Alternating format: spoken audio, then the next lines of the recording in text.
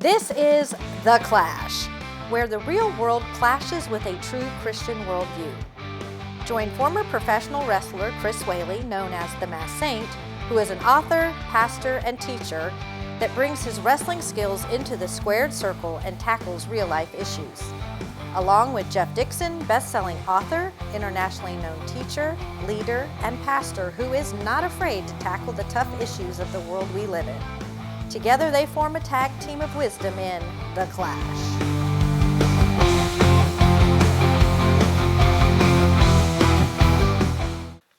Welcome to The Clash. This is where we take a Christian worldview and allow it to collide and clash with the culture around us. And hopefully when we're done, we have something productive to say, and we're all the better for it. Yeah. I'm Jeff Dixon. I'm one of the hosts, but the real host of The Clash is Chris Whaley. And together we're going to kind of take you on a journey. Now today, Chris, this is the church episode. Right. Okay, so are you for it or against it? I love the church, Jeff. I really do. I love the church. I have a real good friend that I love like a brother who is not a very big fan of the church. Yeah. And I'm always talking to him about, finding a church and getting involved and doing this. But, is the church perfect, Jeff? Absolutely not. And it's not perfect because People. we're in it. Yeah, well, yeah, I was going to, Yeah. yeah. Yeah, and a lot of people think of the church as a building, and it's not a building. We meet in buildings, but the church is what, Jeff? It's just people. It's the people. When we leave these buildings and we get in our cars on Sunday or Wednesday night and we leave, we go into our neighborhoods as the church, and we go into stores as the church, and we go to our jobs as the church, go to our schools as the church. The church is people spread out in the community, and we are making an influence for Christ, or we're not making an influence for Christ by the way we live our lives, because we are the church. And so that means that this episode, we're going to kind of do a deep dive into the church and what it is and how it works. And what people maybe like and maybe they don't like. Right. But, and I have a feeling we're talking to a lot of church folks out there. And so we're looking forward to this conversation. We'll be back right after this break and we'll jump right in. In the Bible, the church is called the body of Christ. Hopefully you have a place that you call home when it comes to church. And hopefully you attend there and hopefully you find a connection with other people. But also we live in a world where we are connected digitally. And online, you're more than welcome to come visit the church at 434. That's where Chris Whaley and I are part of that staff. The website, touchandchange.net, touchandchange.net. Use the QR code to get there. You'll find all sorts of resources that will help you in your journey of faith. We look forward to seeing you at the church at 434. Welcome back. This is the church episode. We're glad you came back after the break to join us. We're talking church. It's church chat in some ways. I have anybody that's been around me knows that I, like you, I'm a fan of the church. Jesus died for the church. Right. The church is his A plan. If you're around me long enough and you hear me get to go into rip after rip about the church and what it should be and shouldn't be, I'm always quick to point out that Jesus didn't die for stained glass windows and padded pews and air conditioning systems, but he did die for the church because the church is the bride of Christ. Right. And I think it's fair to say that sometimes when you lift up the veil on the bride, sometimes not so good looking. No, sometimes you got a mole. Yep, and sometimes it's better just put the veil back down. But Jesus died for the church and came back to life so the church could exist and make an impact in the world. Right. And so as you mentioned earlier, the church really is people. There's a Greek word for that, ekklesia, called out. And so that really is the church. Now, I think the struggle point comes, though, for some people. And you mentioned you have a friend who, doesn't like the church very well. I think that sometimes the problem people have with the church is we have these wrong ideas about the church, misconceptions, if you will. So, fairness, what's wrong with the church today? What's going on? I don't know the statistics, but there's a lot of churches every day that are, closing their doors. If we go back to COVID, Okay. COVID had a huge effect on churches, and there were a lot of churches that shut down after COVID. And you and I were talking in the break. I love what you said about that. Why don't you share about what you were saying? I think, because we don't know the stats for sure, the trends, I think it's safe to say, the trend was that if a church was unhealthy going into COVID, Right. there's a strong chance that it did not come out of COVID. It may have shut down or been absorbed by another church.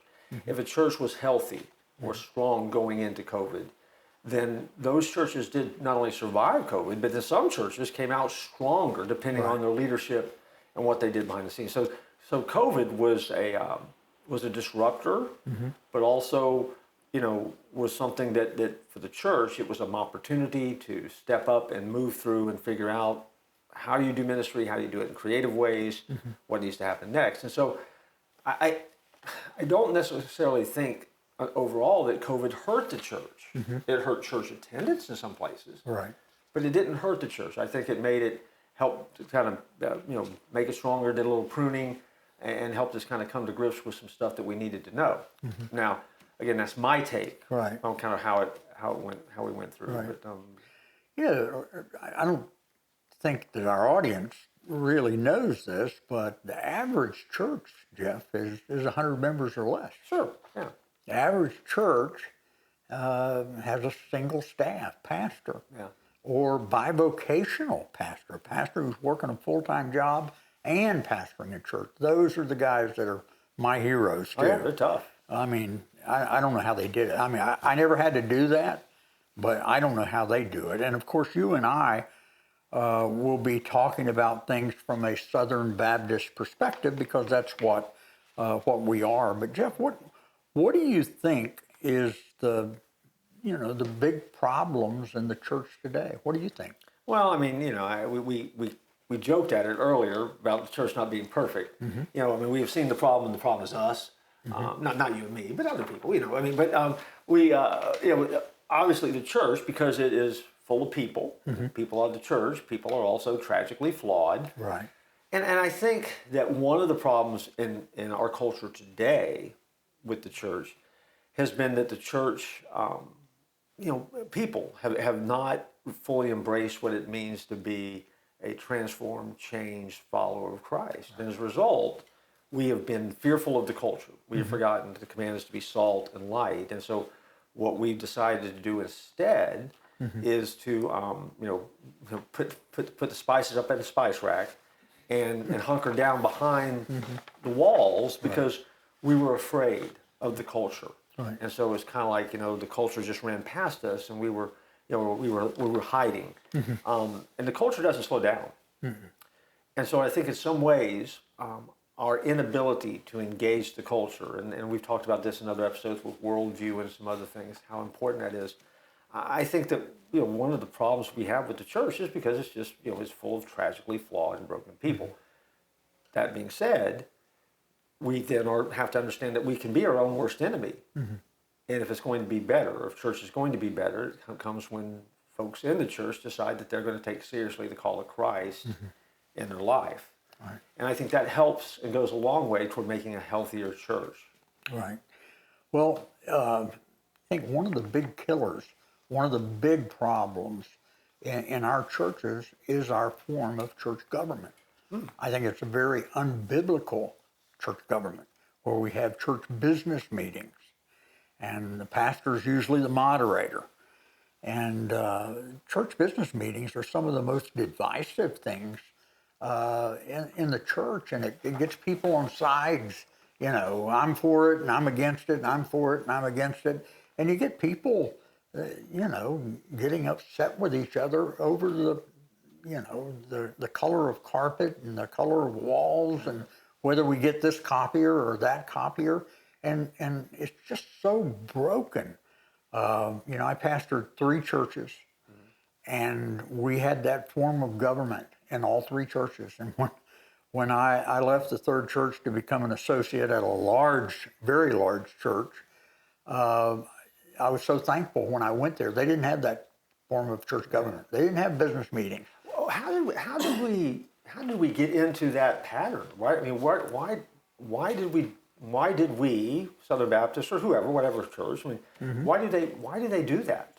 I mean, where did we come up with that model at? I think they followed, a business, a worldly business agenda on that.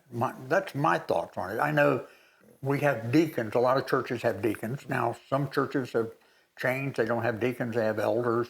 Some have deacons and elders.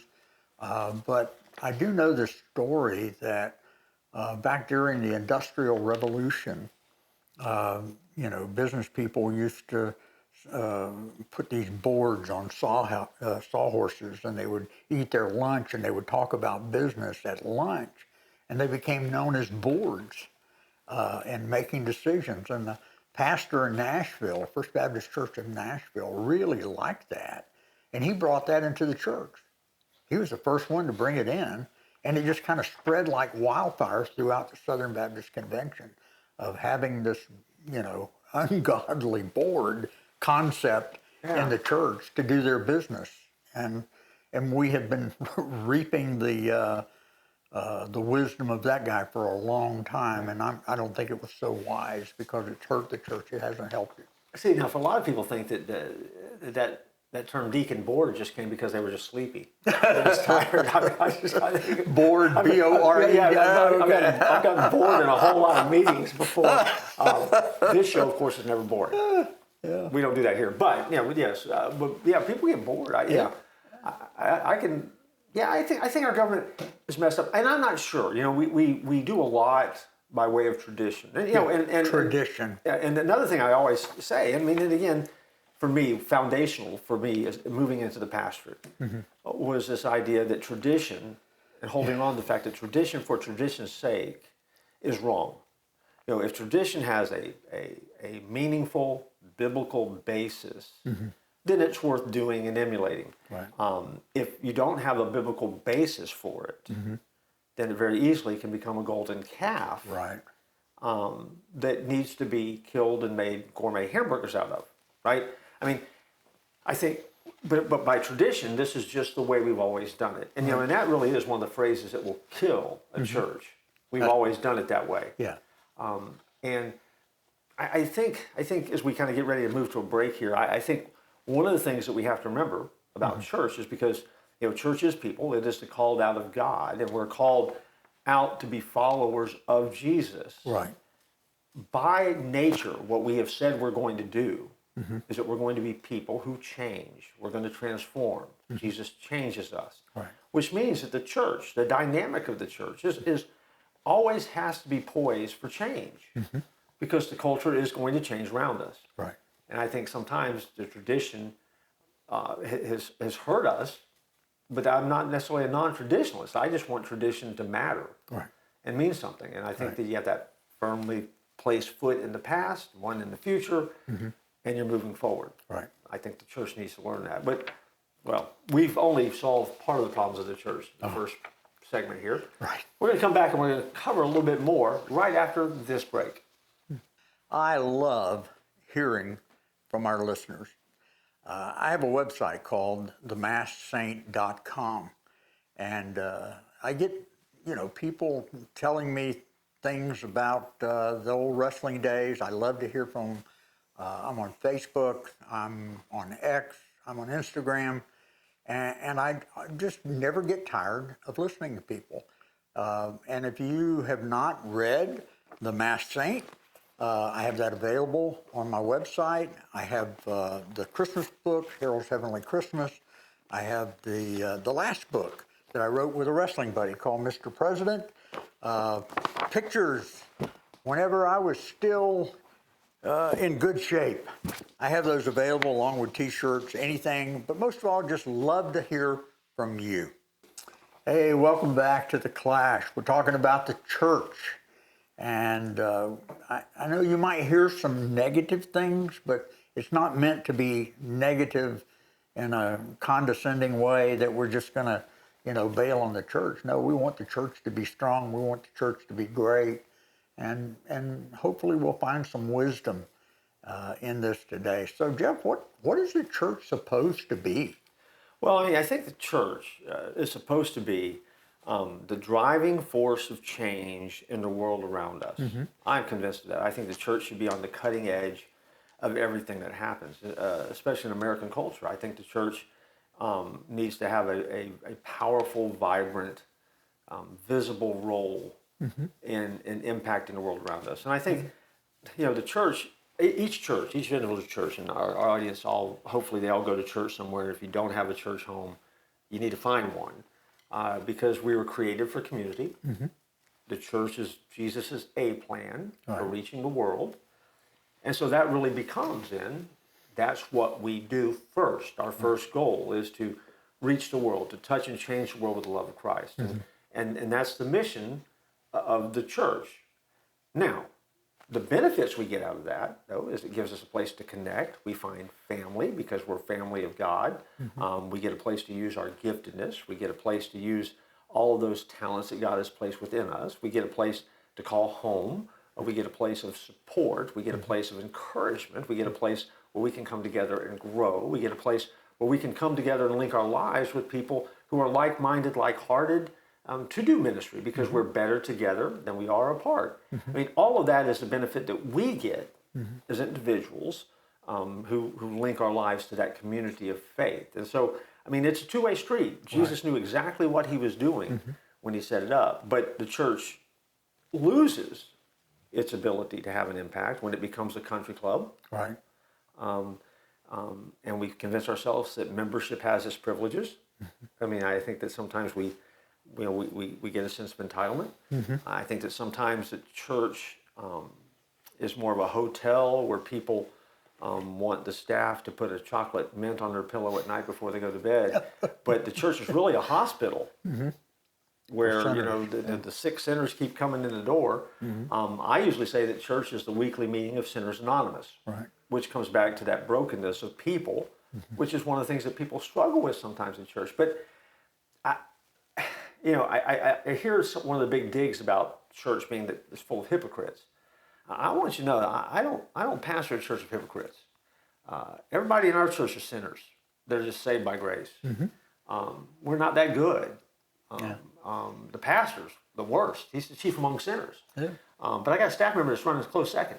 And so we're not perfect, and we're not ever saying that we are perfect. So we're not going to be hypocritical. Mm-hmm. We'll tell you up front, we're broken. We're doing the best that we can. Yeah. But when a dog's playing checkers, you don't criticize the game. You're just glad they're in the game, right? And so that's kind of who we are. That's how we work. Yeah. Well, I've met some guys that ran grocery stores. One of them in particular, who's a big hypocrite. But you still got to buy groceries. Yeah. I knew a guy, big hypocrite that owned a gas station, but you still got to buy gas for your car, Yeah, and people talk about that, the hypocrites in the church. But hey, listen, if you're never going to be able to find that perfect church. But if it's a place you cannot worship, you don't stop. You go find a place where you can worship and be a part of the body of Christ and to helping to touch and change Christ. So get over that hypocrite thing, right? Well, I think, and I agree, I think one of the things that we've lost as individuals, as followers of God, is this sense of a call of God to be somewhere. Mm-hmm. I think the culture hurts us sometimes that way because we shop for church like we go shopping at the supermarket. Mm-hmm. We just kind of go up and down the aisle and we just pick and choose the things that we want, mm-hmm. Which may or may not be the things that we need. Right. I think that church starts with a desire to find that place that God has called you to be, where you can become the best version of yourselves. Mm-hmm. I've been pastoring a long time now. I mean, sadly, that's not how a lot of people come in the door. Mm-mm. They come in the door church shopping. Right. What does your church have to offer me? Yes, and that is a great question, but it is the wrong question to ask when you come to church. My answer, because now I'm an old guy as a pastor, is this church has nothing to offer you. But what do you have to offer the church? Usually that guarantees they're not coming back. I mean, that's usually the ultimate, that's the ultimate wrong thing to say to a guest. Right. But, as our audience, understand that there is something about you that when you walk in the door, if you're a follower of Christ, and you walk into any church environment that's following Jesus, you get to deal with that question. Is this a place where I can come, I can connect, and I can grow, and then bring what I have to the table and make this body better because I'm here? Right. And I know a lot of times people need church rehab. I mean, they need to get in because they've been hurt and they need a place to land, and the church has got to be a soft place. It is. But on the flip side of it, I think that sometimes we've been consumers instead of called of God. Right. And our consumer-driven mindset has given a rise to what I call, sexy church, attractive church, hip church. It's whatever, the in thing is at any given time. And those churches, they come and go. Right. When the fad ends, when the trend goes away, when the culture swings another direction, they tend to fall by the wayside. It's the people who have been faithful and who have been steady and really doing the roll up your sleeves, let's do life together work of the church that seems to have survived. And so I think that's wildly important for folks to understand. And I say that from a guy who, like you, I love the church. I love the people in the church, flaws and all. But I'm also honest enough to admit that sometimes when you look at under the veil, it'd be pretty rough to look at sometimes. And frustrating, no doubt about it. Yeah, we need to talk about pastors, Jeff. I mean, because pastors are a big part of the church. And, I do know this statistic. 5 years after graduating from seminary, only 1 in 5 are still in the ministry. Yeah. They run out of sermons. The average tenure, no, I'm going to get to the problem. The average tenure of a Southern Baptist pastor is a little less than 2 years. That's not even considering what the staff member tenure is. The average church, of course, is single staff, and it means that the pastor is doing just about everything. So why do pastors leave churches, Jeff? Well, I mean, I think, wherever two or more are gathered, there is conflict. Oh boy, you hit it. So right they when the going gets tough, the untough run. Yeah. I mean, I think sometimes we just forget, but I mean, we forget that it really does take work. But if you think about it, if you can slow down long enough and think about it, for any pastor, any church, I mean, this is the most important thing we would ever be a part of because it has eternal value. Right. And so if anything is worth fighting for and doing and getting settled and getting right, I mean, this church is the environment where those things can happen. And I think sometimes we forget that tension is really necessary to spark growth. Right. But I think that when conflict comes as leaders, and just because you have the title of pastor doesn't make you a good leader. This will offend some of my pastor friends out there, but I know some who were not good leaders. Yeah. And at the first opportunity to jump because there's conflict, or jump to a bigger congregation, or jump because there's more money, we use a phrase, I hear the call of God. And God never calls you backwards. He's always calling you forward to more of. And I think sometimes we have forgotten about that. And I think pastors, man, they blow out. I mean, they leave behind a battlefield of damage. They do. And that conflict, so the average church calls a young pastor and they just eat him up that first 6 months. Oh, he's, the honeymoon period. He's the best thing in the world. And then he makes a decision. Of course, as the pastor, he's supposed to help lead the church. And he makes a decision. It upsets some people. They start getting people on their side. And pretty soon, there's so much conflict. That young pastor says, I could find another church rather than clean this up. And sadly, that's what they're doing. Yeah, it's hard because again, because it's easy to see what's wrong, but I think sometimes it's tougher to see what's right. And what's right about the church is Jesus. Right. And it is the place, the group, the community, the connection point for you to grow and grow deep roots, and to put, some meat, if you will, on the bones of faith. Right. I mean, and that's what the church does when the church is healthy. That's what the church does and all around us. I mean, and the church becomes family. Right. Because that's who we are. We're adopted into the kingdom of God. And so we're brothers and sisters. Yeah. And so we need each other. So the church really is so vital. Yes. And it's such an important part of what has to happen in our culture for the culture to continue to move forward in healthy ways. You take the church out of the mix, there's a huge sucking sound, and the vacuum, the hole, the void is just too great. And so I think as we kind of get ready to kind of take another quick break here, we're going to come back and kind of give a couple of quick thoughts as to what our folks need to do, and how to encourage not only church members but church staffs and things like that. But we got to take a break. Okay. Let's pay some bills. We'll be right back. Hi. Thanks for not leaving during the break because, well, I'm obviously trying to get you to buy something. I really am. If you're anything like me, middle of summer, sometimes it gets really hot. We film here in Florida. It's hot all the time. And every once in a while, you'd like to take a little bit of a break. Get a little Christmas spirit going in your life. If so, I have a suggestion for you. I have written a novella based upon the characters that show up in my novels. It's called Then Christmas Happens. It's available in the exclusive paperback edition, the collectible hardback edition, or if you're lazy like I am and you want someone to read to you, you can also get this book on Audible in about an hour and 10, 15 minutes. Hear it, read it, and get a little Christmas magic happening in your life. To get it, you have to go to Amazon, look up My Name, Jeff Dixon, and then let Christmas happen in your life. Welcome back. Jeff, you've done an amazing job as the pastor at the church at 434. It's unbelievable. You've got the same staff that you had when you started, and that's been about 30 years. There's no drama here, and I love that.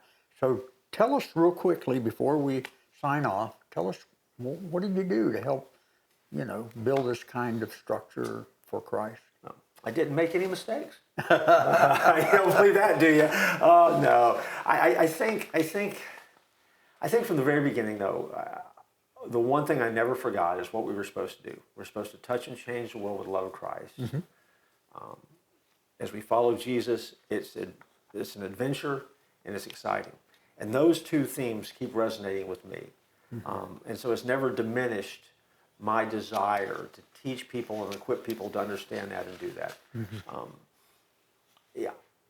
We've done a lot wrong. I was just kidding when I said we never. We've done a lot wrong, and we had to learn as we went, just like anybody else. But here's the great part: we've been honest.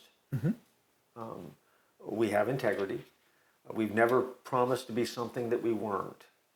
And even when things got tough, we stepped up into those tough moments with integrity, which is really, I think, refreshing in the world around us, and simply just said, we want to be who God wants us to be, and we want to get this right for Jesus, because this is the most important thing. And I would say transparency, too. Yeah, and transparency really does matter. I mean, you're not, because we're not overly complicated. I mean, we're trying to do something good in the world around us, and we're trying to do it to the glory of God. And I think that helps. Yep. So, yeah. Think we dare to close it out? Well, I mean, we're going to have to. We could talk about church all day. Yeah, there's so much more. But we're not going to, because we need to tell our folks that are watching us, find a church home. Yeah. Be a part of a church home, even during the breaks. We've given you the opportunity to connect with the church at 434, somehow online, but you still need to have a local church home that you call your own.